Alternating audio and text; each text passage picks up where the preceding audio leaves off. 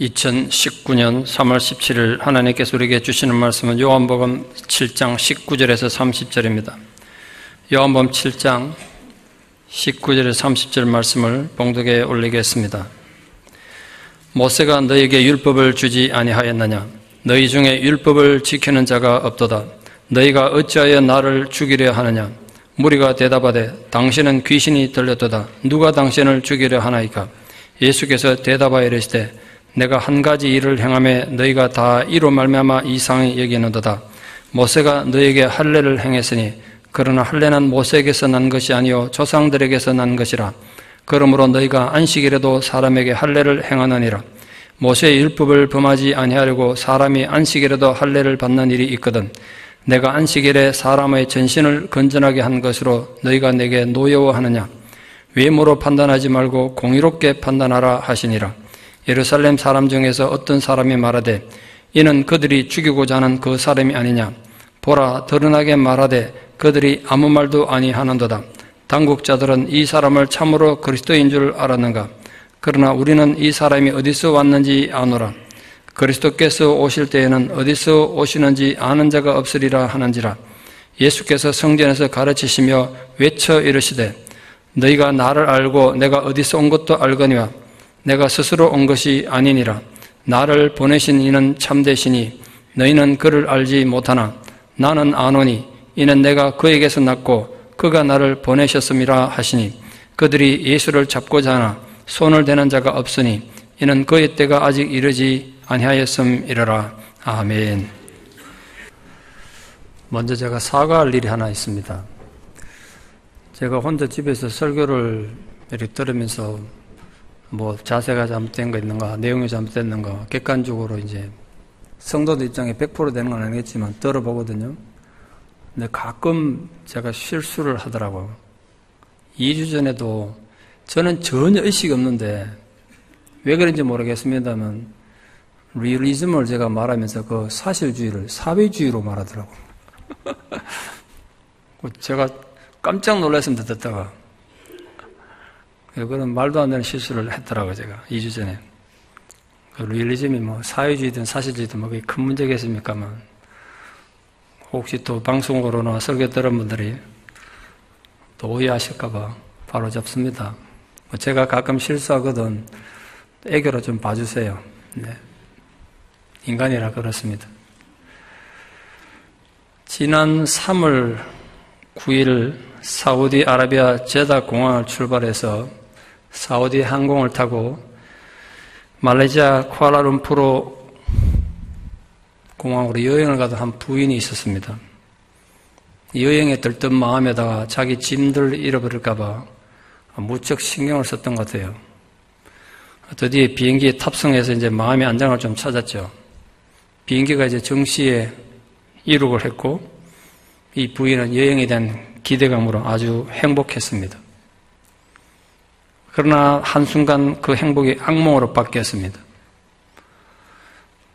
여행에 대한 기대감과 짐에 너무 신경 쓰느라 진짜 중요한 걸 공항에 두고 온 거예요. 뭘 두고 왔느냐? 자기 애를 두고 왔어요, 공항에다가. 이런 일이 있습니까, 세상에? 어떻게 애를 두고 오냐, 공항에? 참네. 제가 뉴스를 보면서도, 야, 세상에 별일이 다 있다는 생각이 들더라고요. 얼마나 당황됐겠어요, 그 부인이.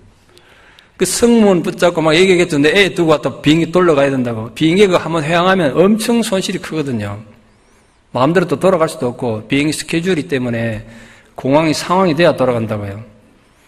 기장이 듣고 보니까 기장도 기가 막히니까 관제탑에 연락했어요. 이런 상황 때문에 지금 비행기를 회항해야 되는데 회항이 허락이 가능하냐고. 그러니까 관제사가 회항을 허락하는데 내 관제사 수십 년에 이런 일은 처음이다. 이러다는 거죠.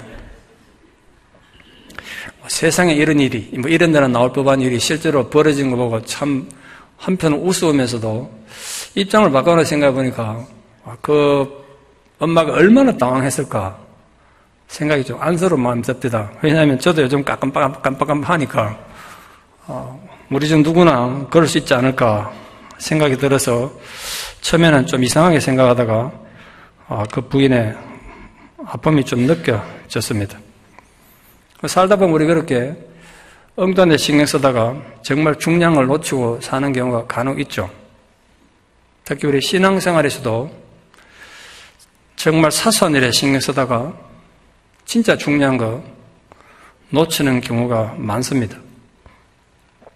오늘 본문의 유대인들이 바로 그런 실수를 했습니다. 율법을 잘 지키려다가 진짜 중요한 율법의 정신은 다 놓쳐버린 거죠. 지난주에서 말씀드리면 유대 지도자들은 예수가 체계적인 율법 교육을 받지 않았다는 것을 공개적으로 부각시킴으로써 랍비라고 불리는 예수의 랍비 자격을 박탈하고 그래서 완전히 파멸시킬 수 있으리라 이렇게 생각했습니다. 그래서 예수가 율법 교육을 정식으로 받지 못했다는 것을 조롱했고 자기들의 율법 지식을 자랑스럽게 떠벌렸겠죠. 그런데 상황은 그들 의도와는 전혀 다르게 흘러갔습니다. 유대인들은 모세로부터 율법을 전해받은 것에 대한 자부심이 대단합니다. 지금도 그렇습니다. 율법을 받았다는 건 정말 그 놀라운 축복이고 특권이고 또 한편으로는 거룩한 의무가 아니겠습니까? 하지만 유대인들은 자기들 착각에 빠져서 우리는 율법을 가졌다. 여기에 착각하고 있다가 정말 중요한 한 가지 사실을 망각하고 있었던 거죠. 오늘 그걸 예수님께서 한마디로 그냥 전국을 찔러서 표현한 겁니다. 너희들 말대로 너희들 모세로부터 율법을 받은 것을 인정한다면 사실이니까. 그런데 왜 너희들 중에 그 귀하고 아름다운 율법을 지키는 사람이 아무도 없느냐? 그렇게 물으셨어요. 예수를 무너뜨리고 승리를 얻을 것을 기대했던 유대인들은 오히려 자신들이 율법의 파괴자임이 만천하에 드러난 겁니다. 율법에 대한 그들의 열심은 그냥 형식적인 데 그쳤고 진심으로 하나님의 뜻을 행하는 데는 전혀 관심이 없었던 겁니다. 유대인들이 율법을 지키지 않는다면 그 예수님 비판은 여러 가지 부분에서 예를 들 수 있지 않을까 싶은데 이렇게 정리가 가능하지 않을까 싶습니다. 지금 예수를 죽이려고 유대인들이 전부 혈안이 돼 있거든요. 그 예수를 죽이려고 모의함으로써 살인하지 말라는 계명을 어긴 거죠. 그 율법에 그리스도에 대한 예수에 대한 기록이 이미 많은데 그 모든 증거들을 믿지 않음으로써 율법을 불신한 거죠. 그들은 율법의 극히 일부분, 작은 일부분만 지키면서 나머지 전체 율법은 다 지키지 않음으로써 율법을 그냥 웃음거리로 만들었습니다. 참으로 아이러니컬하게도 모순적이게도 유대인들은 율법을 잘 지키려고 정말 세분되게 율법의 사항들을 수백 수천 가지 규칙을 나눠가지고 있었지만 오히려 율법의 근본 정신이었던 의와 인과 신은 버림으로써 외식하는 자들이라고 예수님으로부터 주음한 책망을 들은 겁니다. 그 외형적인 껍데기로 보자면 유대인들은 정말 완벽한 율법의 준수자들이고 가장 거룩한 자들이며 신앙에 투철한 자들일지 모르겠습니다. 그런데 예수님은 그들이 율법을 지키지 않는다고 오늘 공개적으로 비판하셨어요. 아주 모순돼 보이지만 유대인들은 율법이 아주 권위자이면서 동시에 가장 끔찍한 방법으로 율법을 파괴하는 자들이었습니다. 예수님이 그렇게 유대인들을 판단하신 이유는 예수님이 영적인 의사로서 그들 영적인 상태를 진단하신 것에 의해서 그렇게 결론을 내린 겁니다. 몸에 병이 걸려서 지금 아픈데 원인을 모르면 정말 답답하지 않습니까? 그런 성도인데 가끔 만나보면 목사님 도대체 원인을 모른대. 몸은 아파 죽겠는데 정말 답답하죠. 원인을 정확히만 진단해내면 거기에 따라 이제 처방을 정확하게 내릴 수가 있지 않겠습니까? 그게 이제 명의 아니겠습니까? 영적으로는 어떻겠습니까? 삶에 지금 불편하고 힘들고 너무 괴로워 행복하지가 않아. 머리도 기쁘지도 않고 짜증만 나고 모든 게 불평스러워. 원인이 뭐냐고 원인이. 우리 자꾸 누구 탓을 하고 환경 탓을 하고 불평불만하는데 원인이 따로 있다는 거예요. 예수님은 지금 유대인들의 영적인 상태를 진단하시고 처방을 내린 거예요. 예수님 처방과 진단은 이거예요. 유대인들이 왜 율법을 가지고도 지키진 자가 아무도 없느냐. 예수님께서 너희들은 그 모세 율법까지도 자랑만 하는데 왜 아무도 지키지 않느냐고 진단하신 것은 단지 유대인들을 비판하고 저주하기 위해서가 아니에요. 그들을 치유하고 회복하기 위해서예요. 제 말 잘 들으십시오. 지금 예수님이 유대인들 공개적으로 공격해가지고 그들을 비판하고 저주하기 위해서가 아니라 너희들 문제가 이런 것이다. 그러므로 이것에서 치유되고 회복되자는 뜻으로 말씀하신 거란 말이에요. 그들을 죽이기 위해서가 아니라 살리기 위해서 진단하신 거예요. 유대인들은 열심히 기도하고 찬송하고 제사도 드리고 무엇보다 목숨처럼 안식일을 지켰어요. 그런데 하나, 율법은 지키지 않았어요. 그게 예수님 영적인 진단이었어요. 유대인들은 종교 행위를 잘하면, 종교 행위를 열심히 하면 율법을 잘 지키는 것이고 그게 하나님 앞에 자기들이 의로워지는 것으로 생각했어요. 그러다 보니까 신앙이 필연적으로 형식에 치우쳤습니다. 예를 들면 이런 겁니다. 기도를 짧게 하는 것보다는 길게 하는 것이 더 종교적이었습니다. 기도를 막 서투른 말로 하는 것보다 미사역을 섞어서 그럴듯하게 말하는 것이 더 위대한 기도로 생각한 거예요. 그 결과 기도가 형식에 치우쳤습니다. 예수님은 그런 위선을 깨뜨리기 위해서 바리새인과 세리가 함께 기도하는 모습을 예를 들면서 진정한 기도는 이런 것이다라고, 말 잘하고 길게 하는 바리새인의 기도가 아니라 서투르고 못난 기도지만 이 죄인인 세리의 기도를 하나님은 응답하셨다. 기도는 이런 것이다. 그렇게 가르치셨습니다. 유대인들은 헌금할 때도, 우린 지금 이름도 내지 않고 그냥 헌금 시간도 따로 없습니다만 누가 얼마 했다는 걸 늘 떠벌면서 공개적으로 하는 걸 좋아했어요. 그래서 남들 보기에 더 많이, 더 멋있는 방법으로 헌금하는 걸 하나님의 복받는 방법, 의로워지는 방법으로 생각했어요. 그런데 예수님은 헌금은 그런 것이 아니다. 그런 걸 가르치기 위해서 누가 볼까봐 자기 가진 전부지만 동전 2개, 우리를 치면 한 10센트쯤 되는 2랩돈 2개를 드리는 가난한 과부를 보시면서 하나님이 이 여인의 헌금에 감동하셨다라고 말씀하심으로써 헌금의 진짜 정신을 가르쳐 주셨어요. 그러니까 유대인들이 이토록 진리를 떠나셨던 이유가 뭐냐면 그들 마음에 하나님 말씀이 없었기 때문이에요. 하나님 말씀이 비집고 들어갈 틈이 없었어요. 너무 교만하고 자기 의대로 가득 차 있어서 하나님 말씀 빛이 비출 방법이 없었어요. 그래서 그들은 하나님 말씀이 자기들 안에 들어와서 자기들 아프게 하는 걸 너무 싫어했습니다. 말씀이 들어오면 죄책감이 생길 거 아닙니까? 부끄럽지 않겠습니까? 자꾸 회개하러 그러니까 듣기 싫은 거죠. 그래서 말씀이 자기들 안에 들어오는 걸 거부했습니다. 들어오면 막 골치 아프니까. 그것이 말씀이 육신이 되어 이 땅에 오신 예수 그리스도를 거부했던 본질적인 이유였습니다. 오늘날도 사람들은 말씀 앞에 자신을 내어놓고 고민하고 반성하는 걸 싫어합니다. 앉아가지고 요즘 가장 문제되는 북한 핵 문제에 대해서 심하게 논쟁해도 성도님, 집사님 또는 목사님, 제가 지금 영적으로 좀 문제가 있는 것 같습니다. 제가 이렇게 예수 믿어도 되는지, 제 신앙 상태가 좀 문제가 있는 것 같습니다. 이런 거 고민하지 않습니다. 자기 영적 문제에서 변론하는 걸 거부합니다. 그냥 모른 척, 서로 모른 척 넘어가는 거죠. 살기 힘든 세상에 뭐 그것까지 덜쳐내가지고 안 그래도 살기 힘들어 죽겠는데 골치 아플 필요가 있냐. 하나님 된 생각 뒤로 미루자는 거야. 눈에 보이는 것만 위해 살아가자. 이런 현상을 세속화라고 합니다. 여러분, 얼마 전에 KBS 방송에서 방영된 참화고도라는 다큐멘터리를 본 적 있습니까? 많으면 보셨으리라 생각합니다. 저도 그거 보고 굉장히 감명을 받았는데요. 고대로부터 그 마방이라 불리는 상인들이 말과 야크를 이용해서 중국의 차와 티베트의 말을 교환하기 위해서 그 지나갔던 정말 위험천만한 길을 참화고도라고 합니다. 차와 말에 다니는 높은 도로라는 뜻이죠. 평균 해발 4,000m가 넘는 깎아지른 절벽길이에요. 정말 말 그대로 천길 낭떠러지 위험한 길입니다. 근데 지금 유대인들 영적 상태가 어떠냐면 그 위험한 길, 아차하는 순간 낭떠러지 떨어져서 정말 말 그대로 뼈도 못 추릴 그런 길을 걸어가는데 눈 감고 걸어가는 거예요. 그 참화고도 길을. 사고가 안 나면 다행이고 사고 나면 그냥 발 헛디뎌 떨어져 죽으면 속절없이 죽는 거예요. 그냥. 그걸 지금 예수님이 바라보시니까 얼마나 안타깝겠습니까?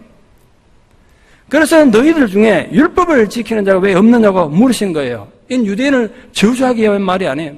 그들을 죽이려는 말이 아니라 그들을 살리고 생명의 길로 인도하기 위해서예요. 그 참하고도 다큐멘터리 보면서 제가 아주 인상 깊게 본 적이 있는 장면이 있는데요. 이 길은 너무 위험하고 또 너무 긴 세월을 가야 되기 때문에, 시간을 가야 되기 때문에 반드시 가장 경험 많고 유능한 베테랑이 맨 앞에 서서 길을 인도해야 한다고 합니다. 지금 예수님께서는 유대인들에게 너희들이 걸어가고 있는 율법의 길은 너무 위험한 길이니까 너희들 그렇게 살다간 다 죽는다고 경고하신 거예요. 정신 바짝 차리고 나를 따라 걸어야 생명의 길을 갈 수 있다. 그렇게 예수님께서 가장 유능한 길잡이가 되어서 유대인들을 지금 영생의 길로 초청하고 있는 거예요. 율법을 실천하는 생명의 길을 예수님이 몸소 보여주신 거예요. 율법의 실천이나 신앙의 실천이나 뭐 같은 말 아니겠습니까? 뭐 신앙의 실천 이러니까 또 너무 부담이 될지 모르겠습니다만 그걸 저는 이렇게 의역합니다. 율법의 실천, 신앙의 실천 그게 곧 우리가 발견한 소명의식입니다. 소명이 딴 게 아니에요. 말씀을 실천하는 거예요. 아무리 작은 일이라도 이건 하나님 내게 주신 일이다 이렇게 생각하는 것 그게 말씀의 실천이고 소명이란 말이에요. 가정주부가 집에서 설거지하고 청소하고 밥하는 걸 이거 막 귀찮아하면 내가 이런 거 하려고 세상에 태어났나 이러면 얼마나 불행하겠습니까? 내 사랑하는 가족을 위해서 하나님께 주는 삶의 기회다. 이게 내게 주는 소명이다. 그러면 삶의 자세가 달라지지 않겠습니까? 여러분 교회 나와서 뭐 많은 사역들 남들 보기에 그럴듯한 사역들이 많습니다만 아무도 알아주지 않지만 화장실 들어가 청소하는 것 이거 하나님 주신 일을 생각하면 얼마나 아름다운 일이겠어요. 여러분 직장도 마찬가지예요. 내가 이 집 다니면 못 먹고 사나 막 이러면서 하늘 품고 하면 얼마나 사는 게 힘들겠습니까? 요즘 경제도 어렵다는데 내가 먹고 살기 위해서 하는 일이 아니라 이 일이 내가 이 일을 통해서 하나님 앞에 소명을 내가 행하는 것이다. 그런 신앙 고백으로 여러분의 삶의 현장을 대해 보십시오. 작은 일이라고 볼품없는 일이라고 뭐 무시하거나 낙심할 필요도 없지만 또 남들이 하지 못하는 전문적인 일을 한다고 교만할 필요도 없죠. 그런데 최선을 다해서 충성하는 것 그게 율법의 실천이고 말씀의 현실적인 실천의 자세가 아니겠습니까? 언젠가 제가 신문에 청수보가 된 교장 선생님 기사 타이틀을 그래서 주의 깊게 읽어봤습니다. 교장 선생님을 은퇴하신 분이 정년 은퇴하시고 남이섬에 가가지고 아침 8시부터 오후 5시까지 빗자루 집게 들고 하루 종일 청소하고 쓰레기 줍는 일을 하더라고요. 가끔 거기서 이제 놀러온 제자들을 옛날 제자들을 만나는 거죠. 기자가 이렇게 물었어요. 교장 선생님이셨는데 이렇게 청소하다가 제자들 만나면 부끄럽지 않으십니까? 교장 선생님 오히려 반문하더라고요. 그게 왜 부끄러운 일이냐고. 학교 교장 선생이나 이렇게 청소하는 일이나 세상을 아름답게 하는 소명은 다 같은 거라고 말씀하셨어요. 기자가 그럼 언제까지 이 일을 하실 거냐 물으니까 내가 건강이 허락하는 한 80 넘어도 할 수 있을 것 같다고 그렇게 말씀하셨어요. 어떤 일이든 소명을 생각하면 보람있고 가치 있는 겁니다. 이게 죄진 일이 아니면 나쁜 일이 아니면 주어진 일을 이거 지금 하나님이 이 상황 이 순간에서 내게 주신 소명이구나 이렇게 생각하며 충성하는 분들 되기 바랍니다. 유대인들에게 이런 생각이 전혀 없단 말이에요. 예수님은 유대인들을 저주하거나 망하게 하기 위해서 왜 율법을 지키지 않느냐 지적하신 게 아니에요. 아직은 아니지만 언젠간 너희들도 복음의 가르침을 이해하고 실천할 때가 올 것이다. 그걸 미리 보고 지금 복음을 주신 거예요. 언젠가 성령이 오면 예수님께서 가르치셨던 말씀을 기억나게 할 것이고 그때 예수님이 이런 말씀 하셨지 그 깨닫게 하실 거란 거야. 그때 말씀하신 게 이런 뜻이었구나. 그리고 성령의 도움에서 행동하게 될 거란 거예요. 근데 실제로 그런 일은 일어났단 말이에요. 어쨌든 인류 역사상 최초의 교회는 예루살렘에 세워져 있고 그 예루살렘 교회는 예수님을 박해하든 예수님을 부정하든 유대인들에서 세워졌던 교회란 말이에요. 그 실제로 일어났어요. 그러니까 오늘 우리에게도 희망이 있는 거 아니겠습니까? 아직은 아닐지 모르지만 언젠가 우리에게도 그런 변화가 일어날 수 있는 거 아니겠습니까? 신앙생활의 목적은 뭐 한두 가지 선행해가지고 자기 업적을 쌓는 게 아니라 삶 전부가, 태도 전부가 바뀌는 거예요. 그래서 성령을 받음으로써 우리는 그렇게 되는 겁니다. 율법의 정신 그 자체가 하나님 은혜와 사랑의 기초를 두고 있습니다. 그 하나님 은혜와 사랑이 무시된 율법은 의미가 없지 않겠습니까? 우리 신앙생활은 하나님 사랑이 없다면 그게 신앙에 무슨 의미가 있겠어요? 그러니까 부디 사랑하는 모든 성도님들은 여러분의 신앙생활이 하나님의 은혜와 사랑의 견고한 기초를 두고 성령의 인도를 받는 실천하는 신앙인들 되기를 진심으로 축원합니다. 오늘 두 번째로 예수님을 살해하려는 위협에 대한 논쟁을 지금 벌이고 있습니다. 예수님 이렇게 말씀하셨어요. 너희들은 정말 중요한 하늘의 복음을 듣고도 그 축복의 의미를 알지 못하고 오히려 나를 죽이려 하느냐? 이렇게 물으셨어요. 예수님 지금 죽을까 봐 겁이 나서 그렇게 물었겠습니까? 얼마나 안타까워서 물었겠습니까? 지금 예수님 복음을 받아들이면 살 길이 열리는데 그걸 거부한 것뿐만 아니라 그 복음을 전하는 예수를 지금 죽이려고 했다. 유대 당국자들이 예수를 죽이려고 하는 건 비밀이 절대로 아니었어요. 공공연한 사실이었고 적어도 예루살렘에 사는 사람들은 다 알려진 사실이에요. 본문은 그래 됐잖아요. 다 하는 거야 그냥. 예수님이 직접 자신을 살해하려는 의도에 대해서 물으니까 유대인들이 당황한 것 같아요. 밑에 유대는 유대 지도자들이라 그랬잖아요. 모든 사람이 다 아는 살해 의도에 대해 물었는데 전혀 아니라고 그냥 발뺌하잖아요. 누가 당신을 죽이려고 하느냐? 우리에겐 그런 의도가 전혀 없다는 쪽으로 답변하고 있습니다. 게다가 당신이 그런 식으로 우리를 매도하는 거 보니까 당신 귀신 들렸구나 이래 말했어요. 유대인들이 오죽 당황했으면 예수를 귀신 들린 자로 매도했겠습니까? 유대인들에게 귀신 들렸다는 건 정말 저주에 가까운 모욕입니다. 현대 우리 감각으로 의역을 하자면 정신 나간 소리 하는구나 이런 뜻 좀 될까 모르겠습니다.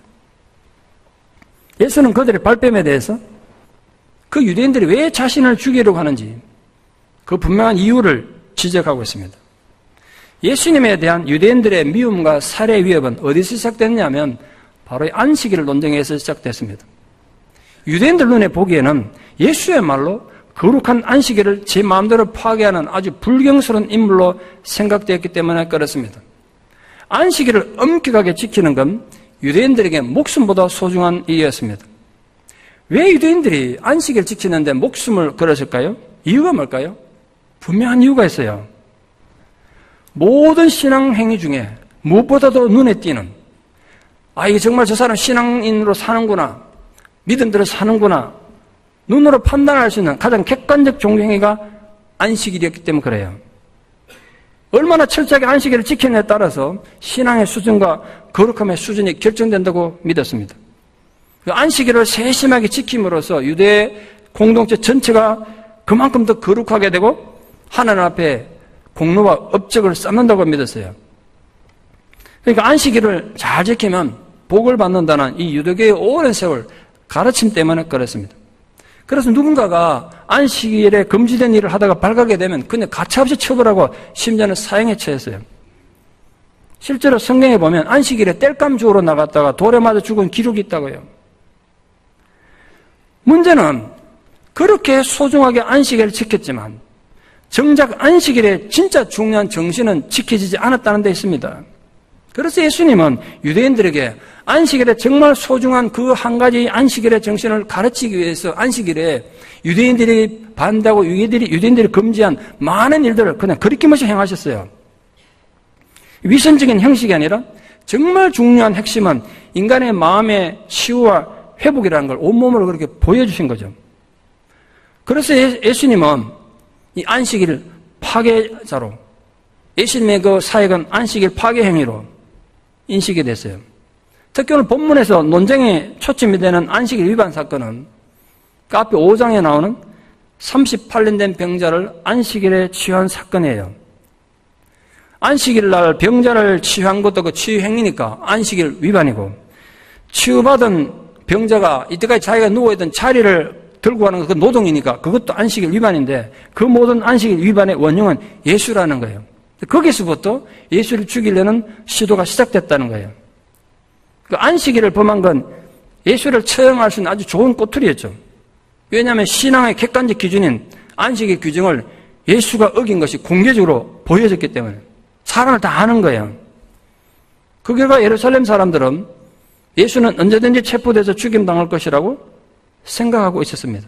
그런 상황에서 초막절에 엄청난 군중이 모인 성전에서 지금 예수님이 안식일 정신에 대해서 소리치며 가르치신 거예요. 본문에 분명히 예수님이 소리쳤다고 기록한 것에 유의할 필요가 있습니다. 군중들도 저 예수님이 이제 곧 죽을 거라고 생각하고 있었고, 예수님도 그 사실을 알고 있었지만, 예수님은 자신에 대해서 살해 의도를 가진 그 군중들 한가운데서 외치고 계신 거예요, 지금. 자칫하면 그 성난 군중들에서 그 자리에 돌에 맞아 죽을 수도 있는 상황이죠. 예수님께서 안식일에 대한 정말 중요한 한 가지 정신을 가르치기 위해서 모든 유대인들이 생명처럼 소중하게 여기는 구체적 예를 하나 들어서 외치셨어요. 그게 바로 할례였습니다. 할례는 유대인들이 하나님으로부터 선택받았다는, 하나님의 보호와 인도를 받는다는 특별한 증거로 생각하는 정말 소중한 종교 행위입니다. 모든 남자애가 태어난 지 8일 되면 반드시 받아야 되는 것이, 할례를 받아야 되는 것이 유대교의 생명 같은 율법이에요. 누가복음에 하면 예수님도 8일 만에 할례 받았다고 기록이 되어 있을 정도예요. 할례 받을 때 이 아이 이름을, 그때 이름을 지어주고 그래요. 문제는 안식일에 태어난 애입니다. 안식일이라고 뭐 애가 안 태어나는 법 없잖아요. 아, 오늘 안식이니까 내일 태어나자, 뭐 이랬겠습니까, 애들이. 안식일에 태어나면 어떻게 됐냐면 8일 뒤에 할례를 줘야 되는데 8일 뒤가 언제냐면 정확히 그 다음날 안식일, 그 다음 주 안식일. 그럼 안식일을 지키기 위해서 할례를 주지 말아야 되냐? 아니란 거죠. 유대인들은 안식일을 지키기 위해서 수백 가지 규정을 만들어서 엄격히 통제하고 금지했지만 할례는 안식일에 줘도 된다고 관계없이 실시했어요. 안식일에서 할례를 준 거죠. 여기서 예수님은 할례에 대해 두 가지를 지적하셨어요. 할례는 모세 율법에서 시작된 게 아니에요. 할례는 적어도 모세보다 430년 더 전인 아브라함 때부터 시작된 인간의 법칙이란 말이에요. 물론 하나님의 명령이 있었습니다만 율법 규정과 관계없이 시작된 거예요. 아브라함 때 뭐 율법이라는 게 뭐가 있었습니까? 또한 할례는 육체의 정말 작은 부분의 청결의 문제예요. 그 작은 신체 부분의 청결을 위해서 안식일에도 할례를 행한다면 온몸이 병들어서 38년간이나 자유를 잃어버리고 고통받고 있는 하나님 자녀를 치유하고 회복하는 것이 왜 안식일 위반이겠느냐 이 말이죠. 오히려 그런 부자유함을 깨뜨리고 안전뱅이를 걷게 하고 소경이 눈을 뜨게 하는 것, 그것이 진정한 안식의 정신이고 하나님 공의라고 외친 거예요. 그 중요한 한 가지 사실을 너희들이 알지 못하고 위선에 빠져있다고 지적하신 것입니다. 그 안식일의 참된 의미가 쉼을 주는 것이기 때문에 38년 된 병자를 치유한 사건은 안식일의 진정한 의미를 보여준 것입니다. 그러나 유대인들은 하나님의 공의보다 하나님의 진리의 말씀보다 자신들의 종교의 껍질이 더 소중했습니다. 그래서 예수님은 여기서 신앙과 삶에 있어서 정말 소중한 기준이 되는 한 가지 기준을 말씀하셨어요. 내가 안식일에 사람의 전신을 건전케 한 것으로 너희가 나를 노여워하느냐? 외모로 판단하지 말고 공의로 판단하라. 유대인들은 율법의 진정한 정신을 실천하기보다 그 외형적인 형식에 더 의미를 두고 있었습니다. 자신들의 형식의 기준으로 볼 때 안식일에 병 고치는 예수님 그 행동은 분명히 안식일을 위반한 것으로 보였죠. 그러나 하나님께서 하나님 입장에서 보실 땐 그건 공의로운 일이란 말이에요. 유대인들은 정말 중요한 하나님 뜻을 알지 못했기 때문에 외모로 사람을 판단하는 죄를 범한 겁니다. 예수님은 사람 전체를 온전케 하는 분이셨어요. 예수를 만나서 병 고침을 받은 사람은 그의 전 존재가 고침받은 것이고 또 자신의 죄에서 구원함을 받은 겁니다. 그러나 유대인들은 정말 중요한 진리를 알지 못한 채 예수님에 대해서 노여워했대요. 이 노여워한다는 말의 어원이 쓸개에서 온 건데, 쓸개전.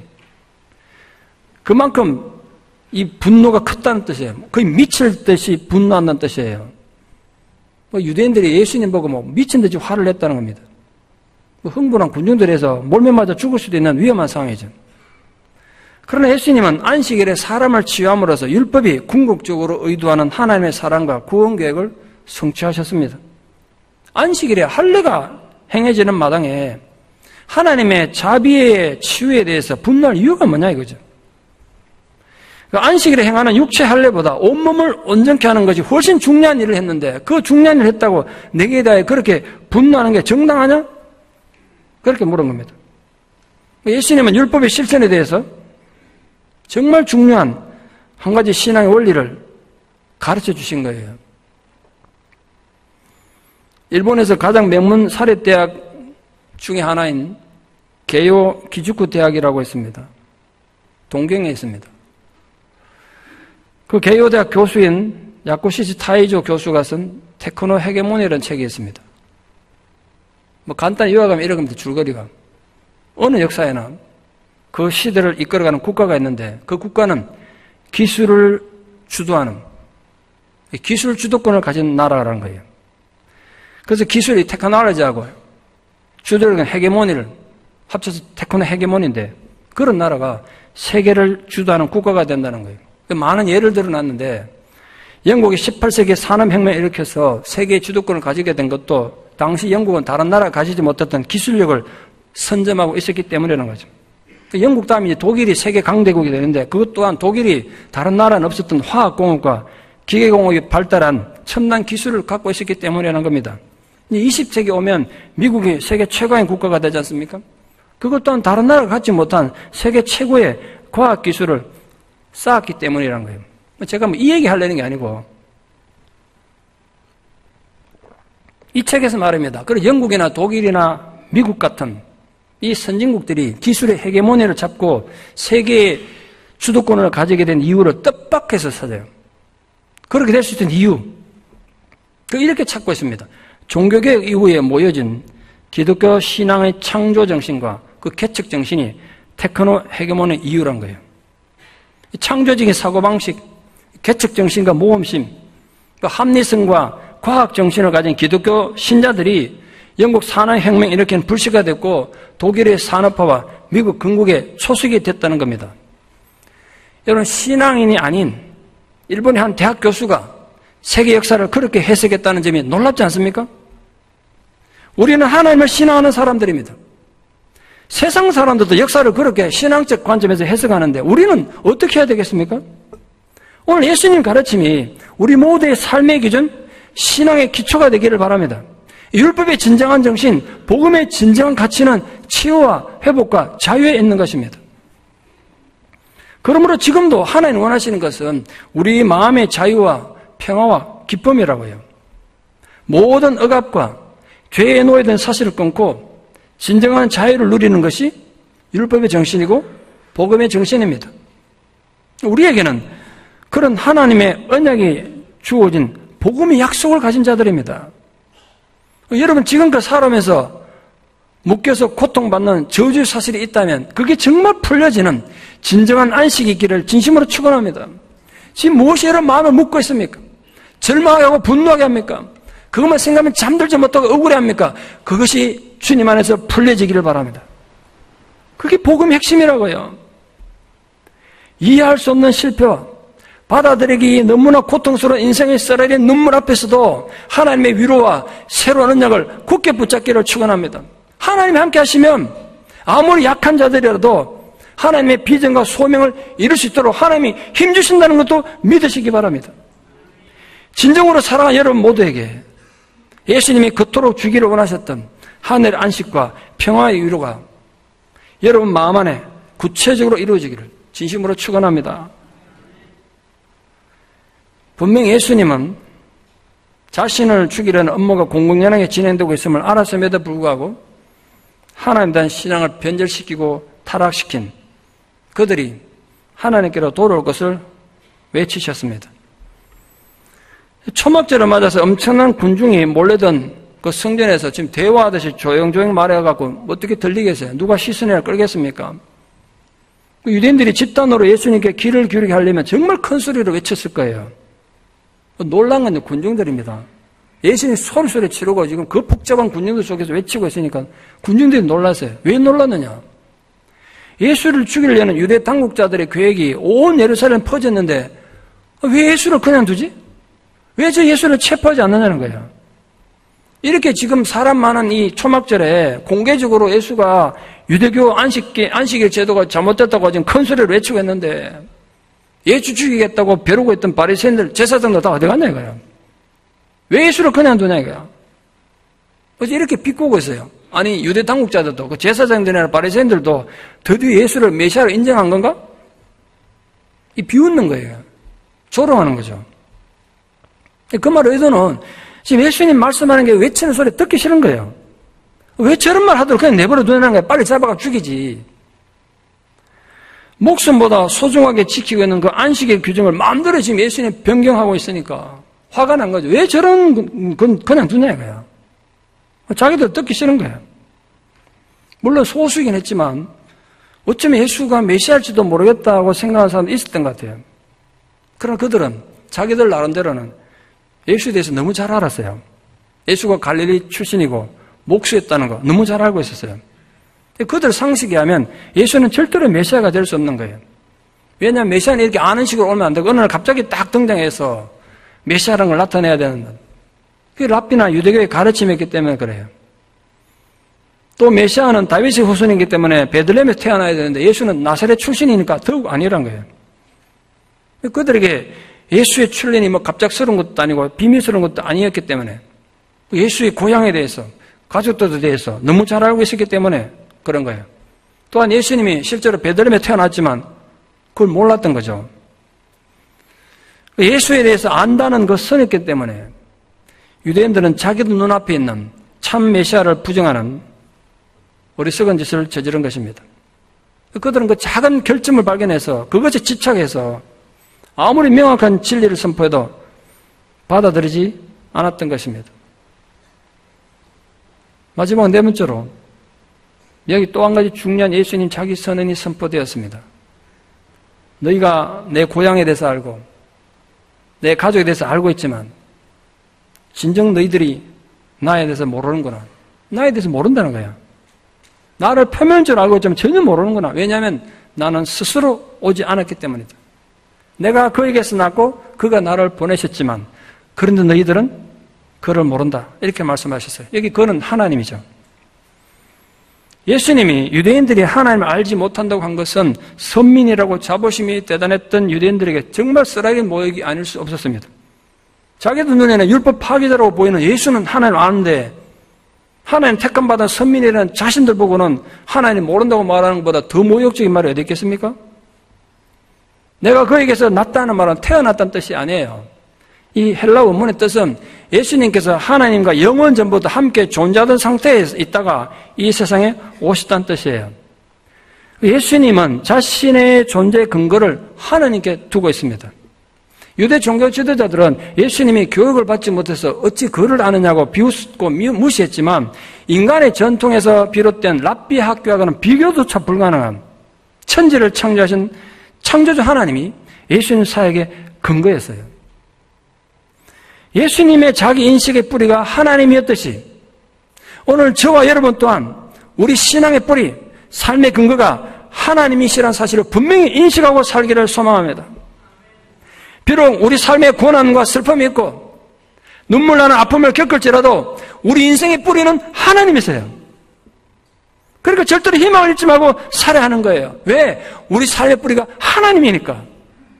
그 이름이 사랑이신 하나님의 모든 관심이 우리에게 부어지고 있음을 알고 나는 하나님께 속한 하나님 사람이라는 신앙 고백으로 여러분 삶의 기초, 우리 신앙의 기초를 새롭게 하는 은혜가 있기를 축원합니다. 말씀의 결론을 맺습니다.